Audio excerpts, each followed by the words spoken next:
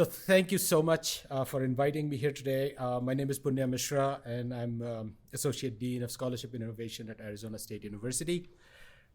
This is what I'm going to talk about. But first of all, thank you to the David McKay School of Education for inviting me for the Benjamin Cluff Jr. lecture. And then when I went back and looked at previously who had been invited, I felt a little pressure because, I shouldn't end up that way.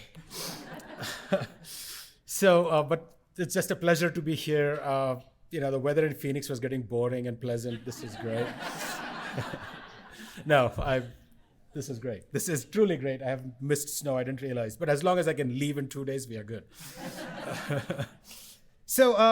Design, Charles, you mentioned that the design is really an important lens on how I look at the world. So I'm going to talk about that with reference to education and technology and some of these changes that are happening in the world around me. So this is who I am. That's my website, email, all the rest of the stuff, which you can get in touch with me. I do reply to every email that I get. It might take me a while, but I will reply. So I want to set the stage a little bit to go back to February of 2020 when we first started hearing of this thing. And at that time, just one or two countries had their schools sort of partially shut down or completely shut down. But within 2 months, this is data from UNESCO, the entire globe, like in 2 months, 194 countries, 1.6 billion learners went into this thing called emergency remote learning, right? And we were now suddenly part of this unprecedented global educational social experiment that in some ways we still are a part of today, and its implications are still are here.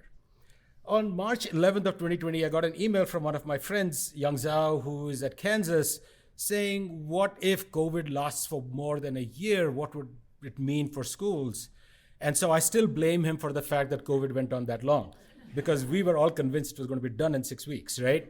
But what that led to was a series of conversations that we call Silver Lining for Learning, which now we have 145 episodes, 150 plus guests from all over the world, educators, innovators, principals, school leaders, academics, learners. Some of the best episodes have been talking to students in Nepal who are learning using MOOCs, just amazing. But one of the things that it showed us also, at least in the early part, was sort of what the global response to COVID was.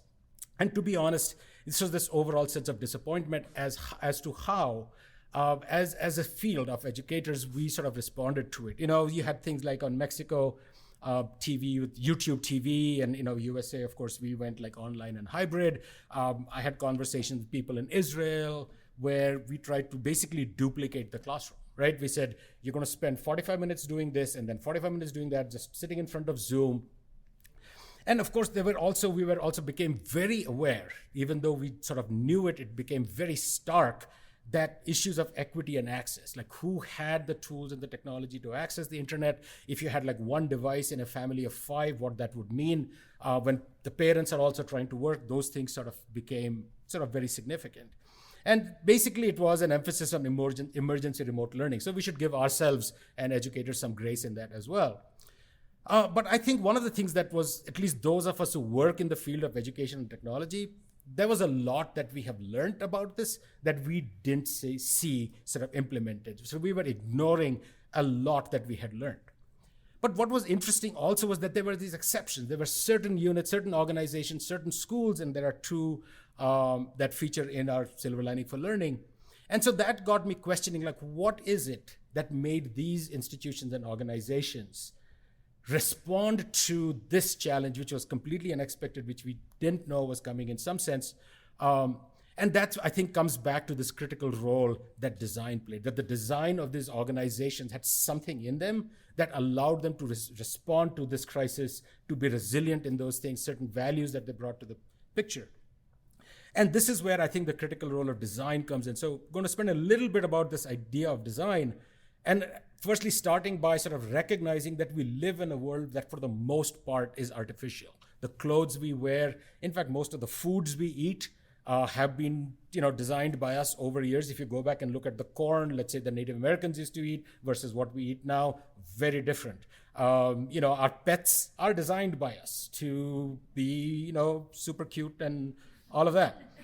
And so this idea that we live in a designed world is a very powerful idea for me.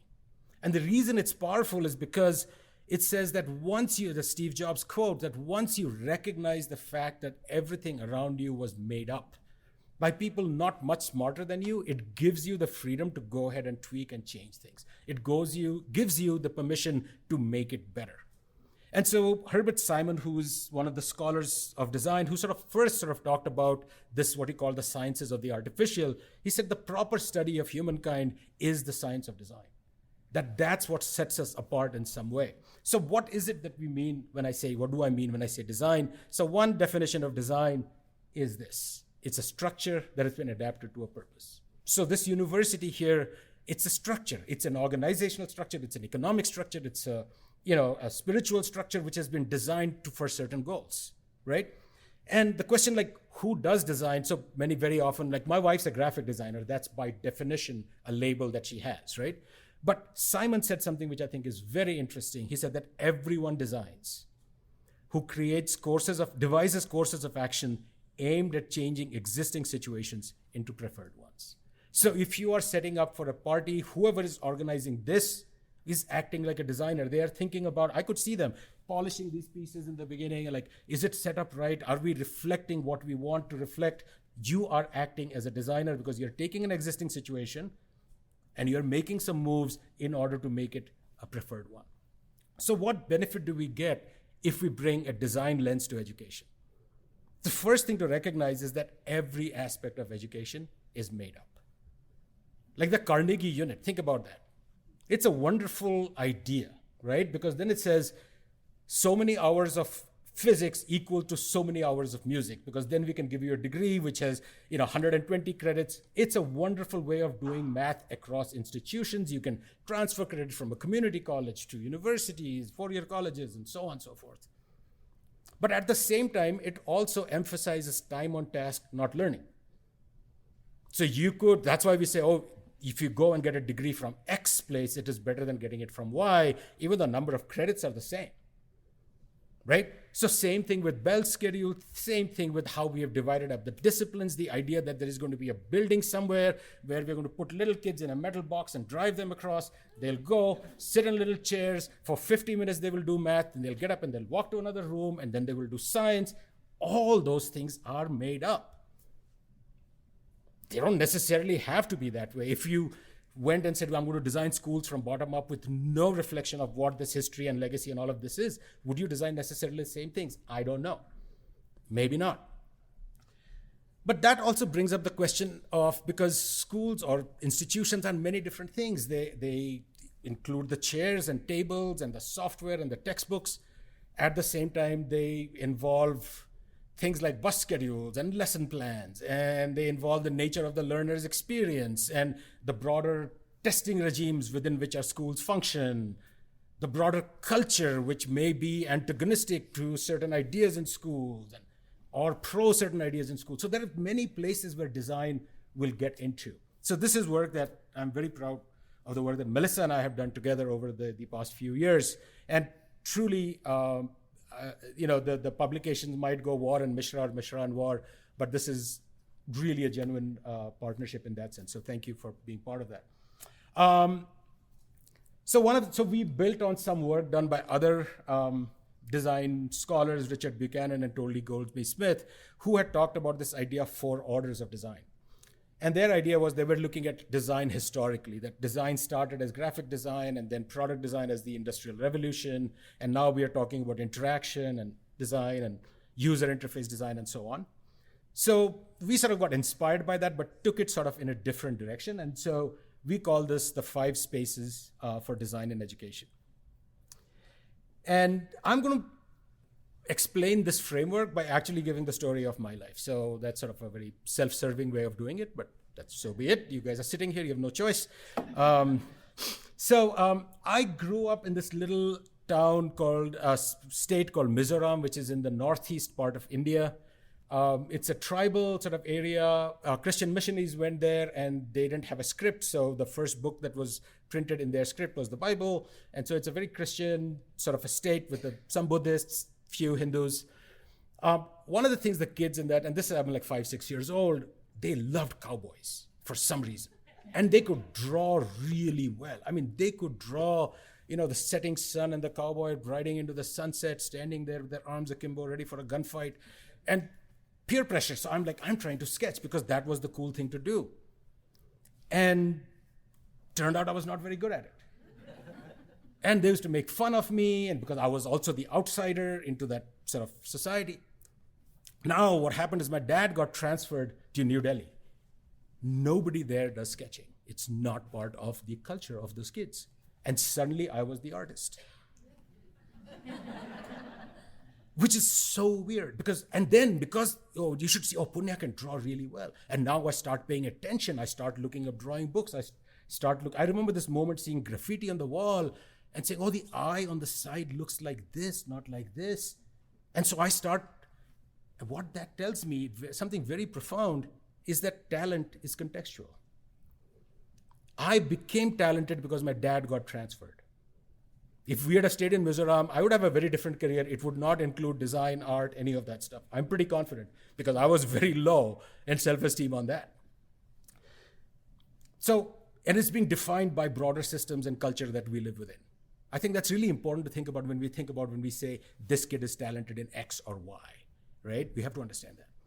So growing up, I was just interested in everything. I was a voracious reader. I like art, science, math, you name it, I'm reading it, right? But in India, if you're good in science and math, you end up becoming either an engineer or a doctor. So I end up in engineering school, which is one of the top ranked schools in the country, which I call my 4-year transformation. Because it was honestly, I've written about this. If you go to my website, it's like my greatest failure. I mean, it's 4 years of being beaten down, no emphasis on learning, no emphasis on understanding, just test after test, memorization. And, at the end of it, I was pretty confident that I was not good enough to be an engineer. I was not good enough to be a scientist. So I said, okay, I still love science. I love math. I love cinema. I love art. What can I do? I'm going to make educational film. So I got into the visual communications program at the Industrial Design Center. And this is what's funny. May of 1988, I'm a failure. September of that year, I'm there. Like all this random stuff I had done suddenly made sense. The environment was much more open, flexible, allowing for creativity and exploration and so on. And so this intersection of education and design, I realized that I'd found a home, in some way, a family and a community and a history and a tradition that I could build on. And it was at that time that I first started working on the Macintosh computer. Still floppy disks, all of that, no internet, nothing. And that's me back then. I had hair. And that's me going back many years later. This is one of my former students who was then the head of the department. And he had that old computer in his office, so we got a picture with it. And I sensed that something was happening in this medium of technology that could be transformational in education. So I ended up getting my PhD from Urbana-Champaign in this intersection of educational psychology and technology. So when I'm in grad school, one of my friends presented me with a book called Discovering by this person, Robert Root Bernstein. And in that book, he talked about 400 different representations of the periodic table of elements. And I had just seen one. And then I start digging. And this is amazing. It just blew my brain away. Spiral, 3D, what have you.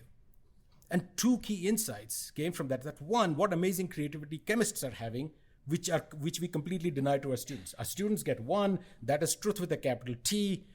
Chemists can play, we don't have to play with it. It's not right. But the other interesting thing was that there is this connection between technology and representation and content. So the periodic table looks this way with this set of elements out there when ideally it should look this way. And the reason we do it the shorter way is to make it fit within the pages of a book. So it's the constraint of the technology, and there is research to show that students are confused by it. And so I said, that restriction can go away in a computer screen because I can zoom in, I can zoom out, I can scroll, I can click. And so I created this piece of software called FLIPS, which is flexible learning in the periodic system. This was my PhD dissertation, which allowed you to navigate this different representation of the periodic system. So this brings me to the first space in which design occurs in education, which are artifacts. So that FLIPS was a computer program which was an artifact. It was a thing that you could use in an educational setting. And so we talk about artifacts as being relatively stable objects that can be perceived through the senses. So those mean things like furniture, where your whiteboard is placed. Is it mobile? Because that sends a different dynamic. Where the teacher's desk is placed sends a different message about power and authority and so on. If it's in the front versus if it's on the side, that becomes a co-working space. This is, I am the boss. You do what I ask you to do, right? So remember this artifacts. After graduation, I ended up at Michigan State University, met this cool guy called Matthew Kaler, who looks cool even with his glasses off. And we sort of started working on these doctoral and master's level courses, pretty much bringing this idea of design into teaching, design as pedagogy. So we wrote a bunch of stuff. Some of the stuff actually continued to later. This paper, Teachers as Designers, that Melissa, I think this is the first project that we sort of started working on.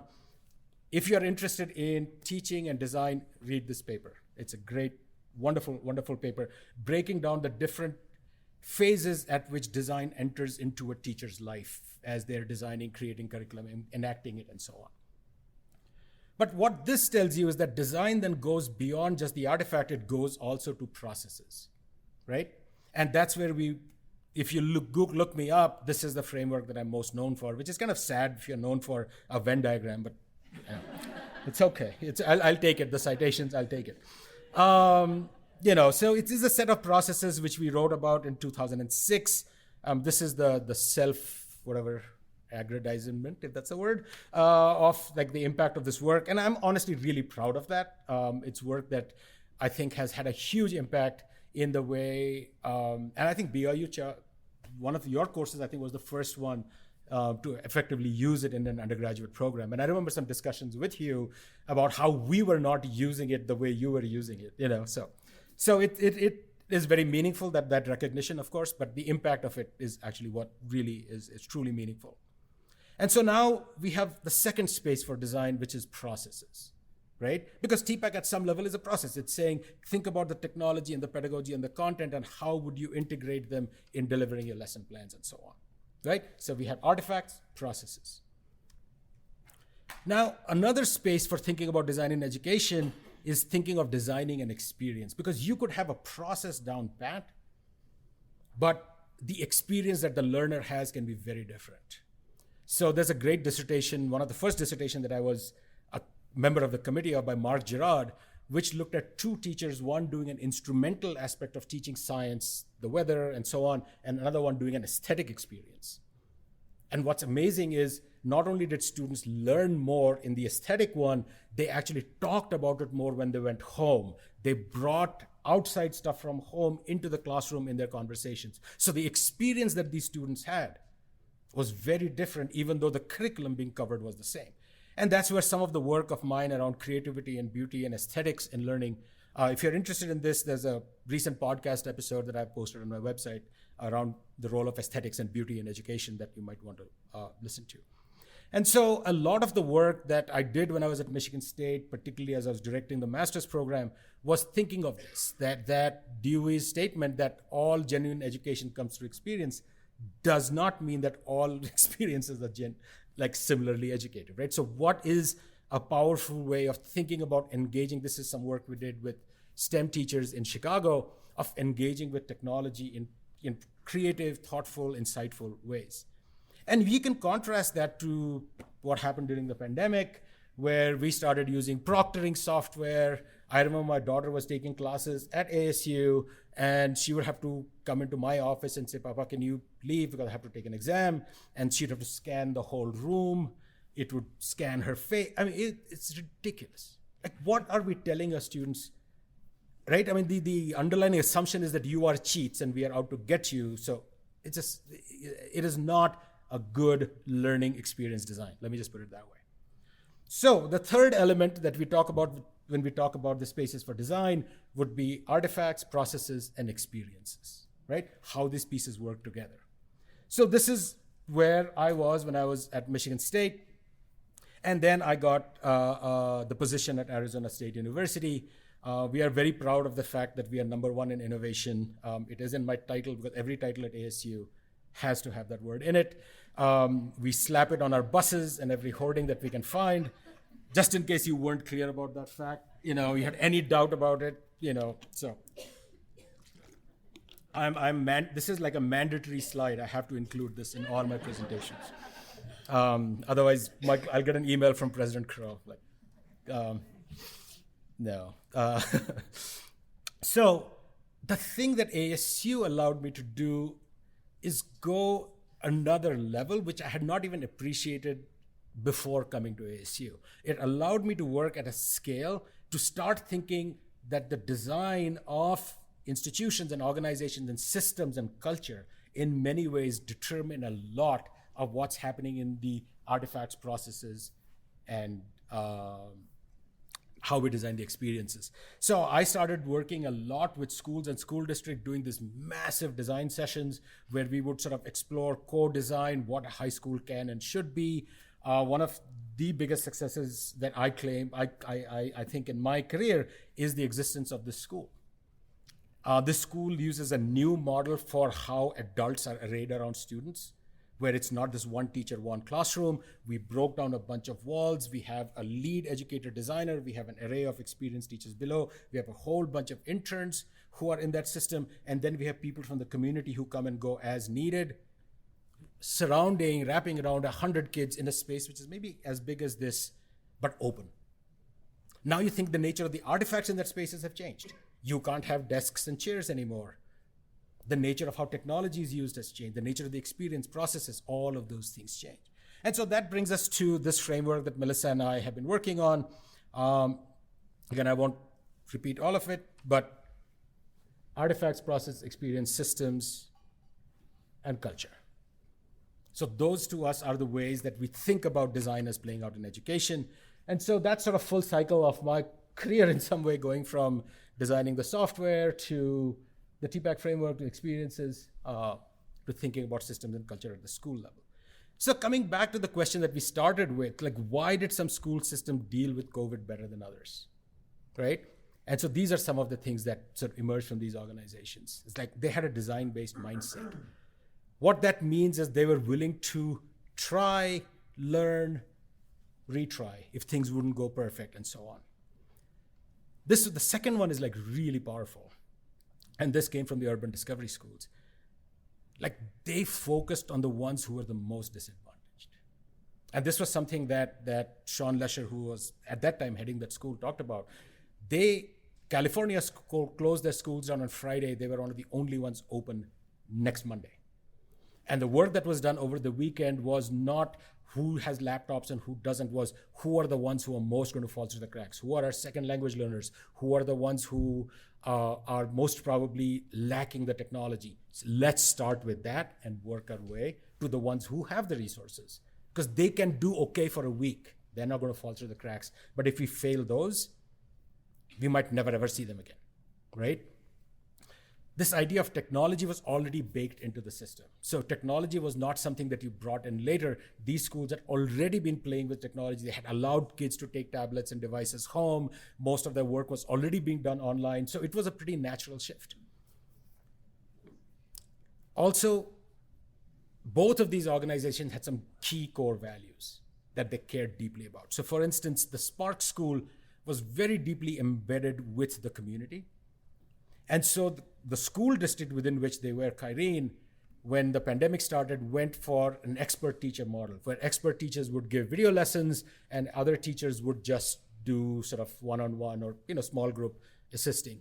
Kyrene pushed back, the school, Spark School pushed back and said, we have such a good relationship with our parents and our community, we cannot allow some other person come in, it's not going to work.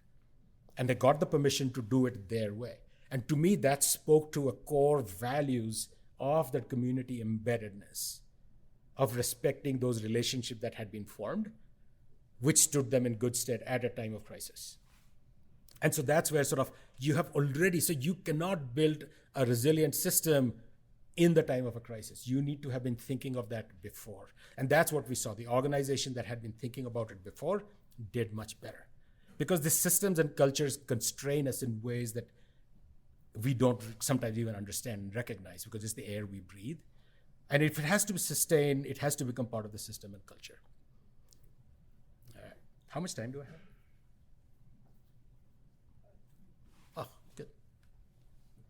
So I want to talk about two quick examples of this framework, sort of top down and bottom up, right? So the top down one is the work that we are doing at Arizona State University right now called the work around the next education workforce. And I mentioned that a little bit in the Spark School. The Spark School was the first model that we created of that, which is breaking this one teacher, one classroom model. There's a lot more about it on the College of Education website. I think it's one of the most potentially transformative work that our college is engaged in. I don't lead that work. I was lucky and privileged to be a part of the design of that first school. But we have a team which is doing phenomenal work in that. And essentially, that's one where you are coming from the top down. You are saying, we want a different model. This is what, we don't know the details of it, but it's going to be breaking this one teacher, a bunch of kids model. We're going to try different things. So you are now looking at the system and culture piece and saying, okay, what are the nature of experience that are going to happen? What kinds of artifacts do we need? What kind of processes do we need to have? Because the process has now become every morning, the entire teaching team meets and they plan for, oh, this student is having a challenge in math. This group is having this. They plan and strategize. Those are processes that they had never done before. And they have had to learn how to collaborate, how to work in a team. So that's sort of one example where it's top down, and you can see that the nature of that classroom looks very different. It's a 3rd, 4th, 5th grade. Now it's expanding across, the entire school. Because guess why? Because the kids who graduated 5th grade and went to a regular 6th grade, their parents came and complained. They were like, what is this? They were actually learning stuff. Now they're getting disinterested or whatever, right? And that's the growth in the next education workforce. We started in fall of 19 with one district, fall 22. We are working with 10 districts, 45 schools, 122 teams with over 10K learners. It's an amazing piece of work. I really would, if you are interested in teacher education, public education, whatever, do go take a look at that work. Just go to the Mary Lou Fulton Teachers website and look that up. The second one that I want to talk about, which we spent a lot of time talking about this morning, is things that happen bottom up that change things. And I'm talking about this guy, right? And the potential to disrupt everything across the scale of things here, right? And so I have become sort of obsessed with figuring out, playing with the dimensions of this technology. And we can talk about it forever, but I have been writing a lot about it on my website. So here are some. So I cloned myself using AI. So I created a video of myself giving a talk, which was written by ChatGPT, audio created by a website trained on my voice, and a video created. It's a fake video. It's just a still picture of me, and it makes a video of me looking around and talking in this weirdly British Indian accent because it changed my accent.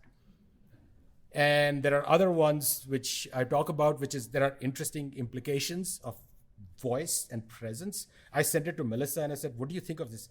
Her response was, this is not you, right? And then I have this piece which is based on this essay by the philosopher Harry Frankfurt, where he talks about this idea of what I politely say excreta of the male bovine, which in other words is BS. And that's how ChatGPT-3 is that. And what does that mean? What are its strengths because of that? What are its weaknesses because of that?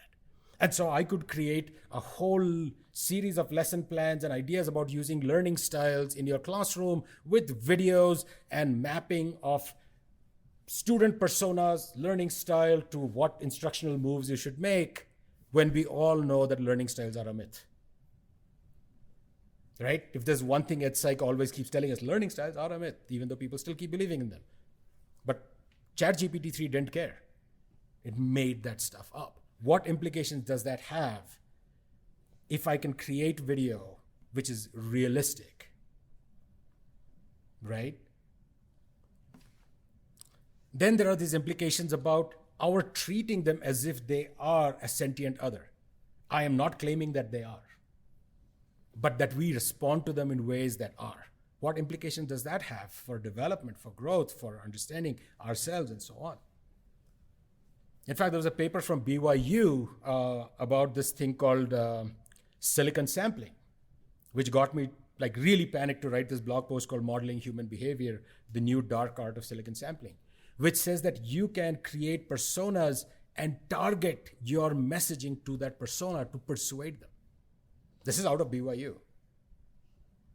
And right away, there was a marketer who created a blog post saying, you can create personas this way, and then you can target your marketing this way. I mean, that's the world we will be living in. Definitely the world our kids will be living in, right? Where we think we are unique, where these digital technologies can pinpoint and try to manipulate us in ways that are sometimes good, more often than not, very not good. And so the thing is, like, this is where I think just being a little older makes me a little better at thinking about this, because we've been here before. You know, when social media first came up and when we had the Arab Spring, it was like, oh my God, democratization of knowledge. People can collect and share, and they can create these movements which bring these wonderful ideas out to the world. I wrote about it on my website about like how I can use Twitter and microblogging. And now in hindsight, I was like, I was so naive. Should I not have known better? Because now we know that these tools have been deliberately designed to be addictive, right? This is Sean Parker, one of the founders of Facebook, talking about that was designed to exploit human vulnerability, that each of us has a slot machine in our pocket, and that we are being manipulated by these black hat design, persuasion tactics, unethical use of personal information, right? That's happened. I mean, we can go on and on with this. And the thing is that it attacks the most vulnerable amongst us, the ones who are least equipped to understand and deal with this. So I don't know how many of you have seen this movie called 8th Grade. It's a wonderful movie about this 1 year in this young girl's life in a world that is enmeshed in, you know, here developmentally in a complicated place. As a person, you're trying to figure out who you are, and then you have all these media and all these influences coming in, and it's a lovely sort of coming of age story. But sort of one of the few that I found that talks about this and it's not all bad. I'm not trying to say it's all bad. It just is different, right? But one thing that I have come to realize that there are going to be a lot of these actors, because there's a lot of money involved, whose job will be to manipulate you for whatever purposes, to make money, to make political hate, to cause chaos, whatever it may be. So I found this quote from Hogwarts: "The dark arts are many, varied, ever-changing, and eternal. Fighting them is fighting a many-headed monster, which in time a neck is severed, sprouts ahead even fiercer and cleverer than before. You're fighting that which is unfixed, mutating, and indestructible." And I think that part of our challenge as educators is recognizing what these are. I mean, think about this. If I have to interview one person to write a journal article, I have to go through IRB. I'm sure at BYU, at ASU for sure. OpenAI just did a global experiment on the entire planet with no guardrails. All right? Just let that sink in. It just blows my mind. How could they? They did. Like COVID at least was a virus, right? I mean, it happened. This is deliberate. And why? Because they wanted to get first mover advantage, because they were worried that either Facebook or Google or someone is going to release it first, blah, blah, blah, blah, blah. Those are the forces that still guide us today. And let's not forget that. So as we think about these tools and technology, I think this is where I love playing with them. Trust me, if you go to my website, you'll find a lot of joy that I have gotten with playing with these. But at the same time, I can also step back and ask these questions. And I think all of us as educators should. And sometimes we just ask the wrong questions, which is we worry about how the term paper is getting obsolete. I mean, I got this paper the other day, which is, "In virtual reality, girls learn best when teacher is a drone. Girls learn better from a virtual marine." I'm like, seriously? That's what you're studying? You know? But I think that's part of the tension of that. I think a lot about this today because I'm an associate dean. And so I'm thinking about what is the nature of educational research? What are we involved in? Why is this going to get you tenure while somebody writing a really thoughtful philosophical piece based on our understanding of sociology and politics and history about education, a speculative piece, will not gain that much traction? So I ask these questions, like what went wrong with us as a field? I think we missed the boat, and I am guilty of that too. Not to say that I shouldn't have been writing about microblogging, but I also should have been thinking of the implications of this on our kids, on society, and so on. So I don't claim to have answers, but I know that we need a broader frame. If COVID has done one thing, it has shown us that we live in a world that's volatile, uncertain, complex, ambiguous, what people have called a VUCA world. And it's also a world which is hyper-connected and interdependent. Just as COVID could spread across the world in weeks, we could collaborate together and come up with the vaccines and share it with the world. It's both. And it's not just COVID. If you look at the amount of information you can hold in your hand from the first Palm Pilot, and who knows what that is going to be, the greatest educational innovation in our lifetime is the internet. There is no two ways about it. A child in Botswana can now access information which more than any human ever could in our entire history on this planet. That is a mind-boggling fact. And we also know Facebook can be weaponized, and we have things which seemed like science fiction yesterday, but now are part of our life, and we are preparing our children for a future, an economy which looks somewhat like this today. We were talking earlier. I haven't written a computer program in decades. And I worked with ChatGPT, and I wrote a program to do the following thing, and it worked. So what's going to happen to computer science? The elite computer scientists are going to be fine, but a bulk of computer scientists are doing really grunt work coding, which is honestly going to go away. And of course, global climate change, which we insist on, being ostriches and ignoring as a society. And these problems do not belong to one domain of expertise. They require collaboration, distributed expertise, and an active design stance. We have to keep trying to. And I guess never forgetting that the negative impacts will always fall on the most vulnerable. We live in a world which is already racked by racism, sexism, xenophobia. You could go on and on. That is a fact. I'll just speak for myself. I'm speaking to you in English. My mother was a writer in the native language Odia. She has 17 books. I can read one of her books, the one she wrote in English. So the history of colonialism is in me. It has also allowed me to fly across from India, take this job, talk to you guys, be invited to BYU, for sure. It's given me a lot, but it's also taken away a lot. We need to recognize that and think about that.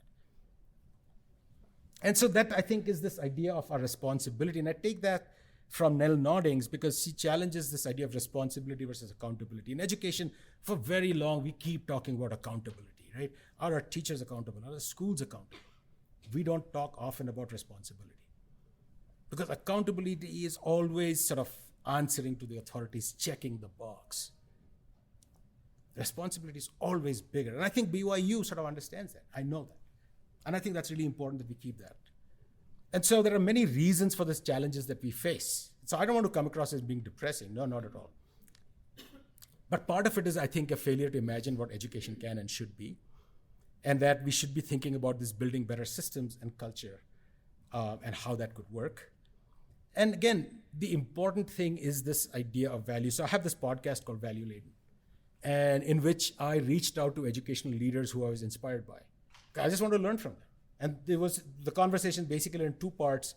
First part is, how did you develop your sort of ethical moral compass? How did that come to be? Who influenced you? Your grandfather, or what happened in school, or what you learned? And then now that you're an educational leader, how does that play out in contexts where others might have very differing opinions than you? How do you navigate that? What sense does it make? It's an amazing series of conversations. It was a very selfish project, honestly, but an important one for me. And finally, this Mark Zuckerberg had this thing, move fast and break things. And I read this quote somewhere recently. He said, what we didn't realize that he meant break the psyche of all teenage girls across the globe, right? And I think we need to be thoughtful about that and think more about sort of moving intentionally and nurturing things. And yes, I work in the space of ed tech, which is continuously moving and changing. And so, yes, do I have to keep racing to keep up with it? Absolutely, that's part of my job. But I think one thing that as I look back over sort of these years that I've been doing this, I think it's given me a little bit more perspective to think about that technology is embedded in social, political, and economic practice. How many of you know of this idea called a missed call? Not allowed to answer. So this is in India. Now it's not so much the case because cell phone calling has become cheap. But when it was expensive, so let's say if your kid left home or go somewhere, they would call their mom or dad, let it ring twice and then switch it off. Because calls used to cost money. But this way the mom knew that if a call came and that she didn't pick up, it means she had reached where she needed to safely. And at one point, 70% of phone traffic in Bangladesh was missed calls. Because you're talking about a country that a cell phone call could be expensive. And so you find ways around it.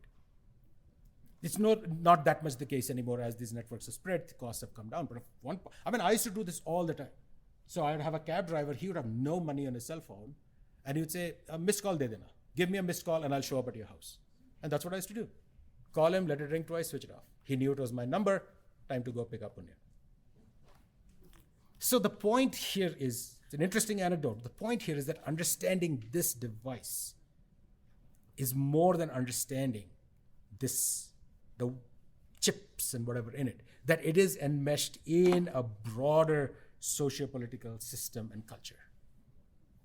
That's how we understand this. And so just towards the end, this is Neil Postman. He gave this talk back in 1998, which I just love, which is like 5 questions we should ask of technology. And I'm not going to go to all of them, but this could be a talk in and of itself. It's you can look it up. It's amazing. Like the kinds of questions it has made me think about and reflect on as I think about these new tools and technologies. So, coming full circle, this idea of talent being contextual, I think that's an important one. I want you guys to be thinking about that. Very often we essentialize talent as being something that's in my head. Maybe, but it's also in a transaction with the world around me. And then this Fourier transformation, which is, this is at some level, it's deeply personal because I felt like a failure. A few years back, I was invited to Purdue University to talk to their engineering ed program. And I said, interesting that you called me, right? Because you guys spat me out. And now this is the thing I've realized, that it was a failure not of me, it was a failure of design. An 18-year-old who came in with so much energy and wanting to learn, and he just chewed him up for 4 years. And I'm lucky I managed to find a way out. How many are not that lucky? And so to recognize the educational system is producing results it was designed to produce. See, if we have issues of equity and access, this is from Michael Crow. He talks about this all the time. He said we have to recognize that, whether by deliberate planning or by happenstance or historical legacies, doesn't matter. If we have issues of equity and access, it is designed that way. If students don't enjoy school, it's designed that way. If students are not being creative, it's designed to be that way. It's producing the results that we know it's going to produce. We should not be surprised. And so to understand the system and the culture and to sort of think about designing the system and the culture, to me, is, I think, the greatest moral imperative of our time, really. And that hopefully leave it better than that ball of yarn in the next 15 minutes than we found it. And so I just want to share finally 2 photographs. This is my kids' first day and last day of school. And I want to point to the expression on the little ones, like 12 years of this. And the sense of liberation that they feel when they're out of it, because they're not going to college, they're going to have more flexibility, they're going to have more agency, they will have more freedom. And I think that picture tells us something. Thank you very much.